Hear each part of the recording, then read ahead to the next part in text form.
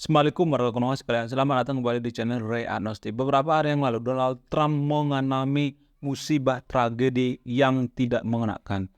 Donald Trump mengalami peristiwa penembakan. Saat itu, Donald Trump sedang kampanye di Pennsylvania.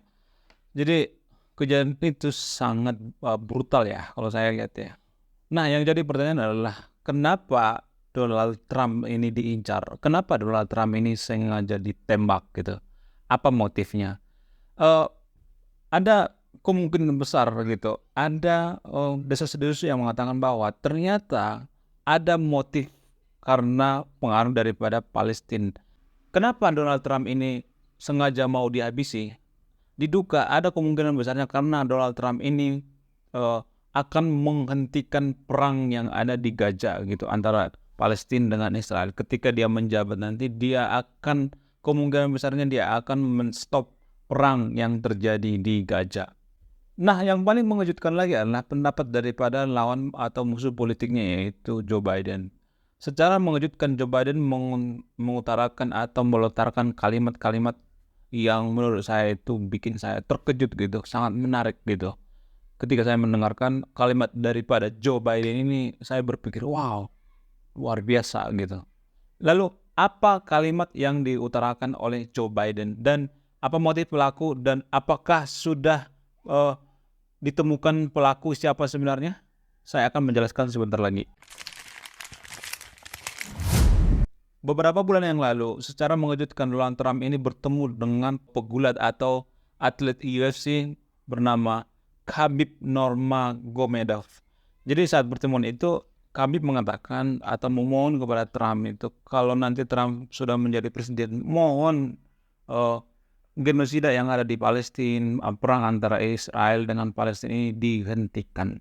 Jadi besar kemungkinan kalau nanti Trump ini menjadi presiden, maka peristiwa-peristiwa yang ada di Gaza itu akan di stop semuanya dan Israel akan tunduk gitu. Israel akan takut kepada Amerika karena Amerika adalah salah satu pemasok terbesar atau pendukung atau penyokong daripada Israel saat ini. Setelah saya meneliti dan memahami, ternyata Trump ini ya setelah menjabat 5 tahun sebelumnya ya, dia tidak pernah sekalipun menyerang gitu atau melakukan atau tindakan perang. Saat dia jadi presiden tidak ada istilah perang Gaza, perang Ukraina dan lain sebagainya. Tidak ada perang-perang seperti itu. Saya melihat ya Donald Trump ini lebih menggunakan pendekatan ekonomi, lebih menggunakan pendekatan yang berbau ideologi gitu. Lebih menggunakan pendekatan-pendekatan yang rasional gitu, yang lebih menguntungkan gitu daripada menggunakan perang, beli-belian dan lain sebagainya. Berbeda dengan Partai Demokrat gitu. Kalau Partai Demokrat saya melihat itu seperti koboi gitu. Maunya perang gitu, berdil-bedilan gitu. Pokoknya hobinya perang gitu. Dikit-dikit perang.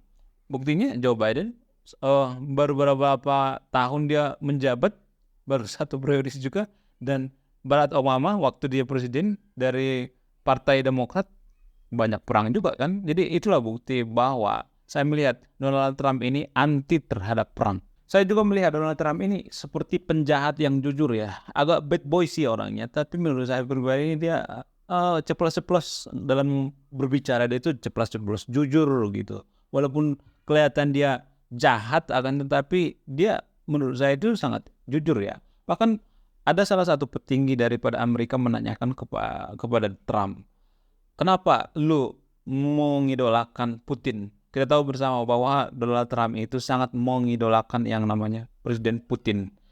Lalu Trump mengatakan, apa masalahnya?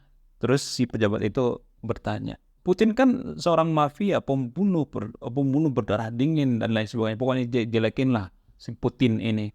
Terus dengan santainya Donald Trump menjawab, lalu apa bedanya dengan Amerika? Amerika juga banyak mafianya, banyak keparat juga di sini. Emang Amerika suci?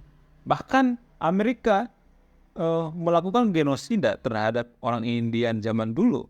Jadi seketika yang bertanya kepada Trump itu diskakmat gitu. Seketika dia terdiam dia ya. Kalau kita berpikir secara rasional juga benar juga ya.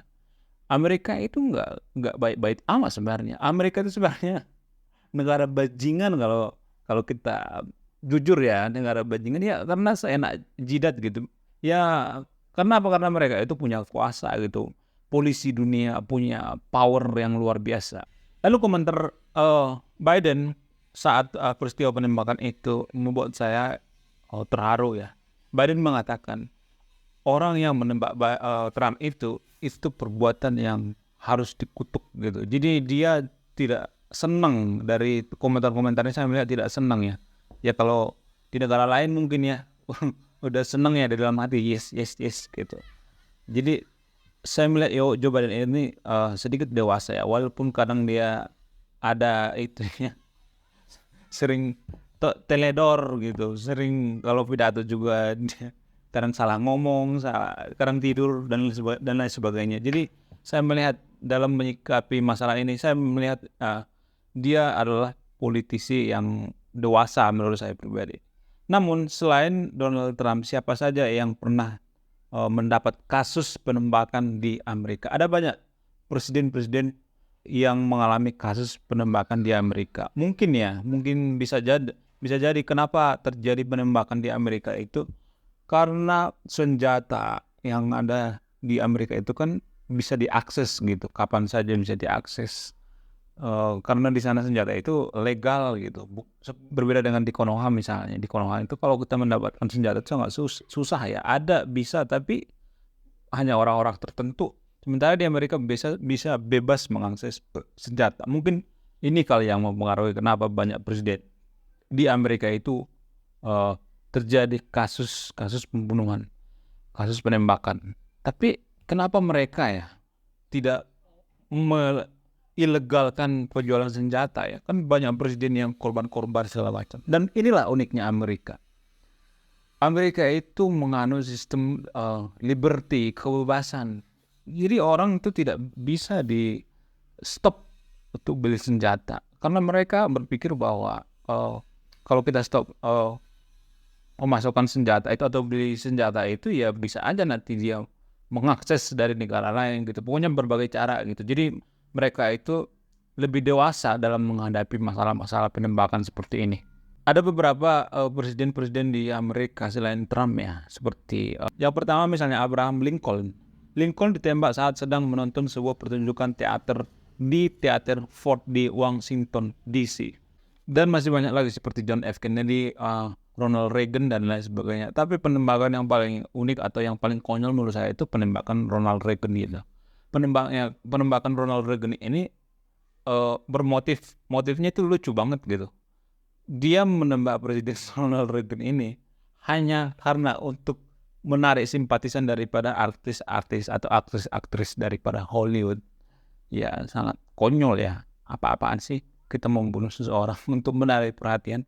Oke, terima kasih sudah menyimak dengan video ini. Sebelum saya tutup videonya akan memberikan salah satu pesan moral. Pesan moralnya adalah yang paling duluan masuk neraka adalah orang bodoh.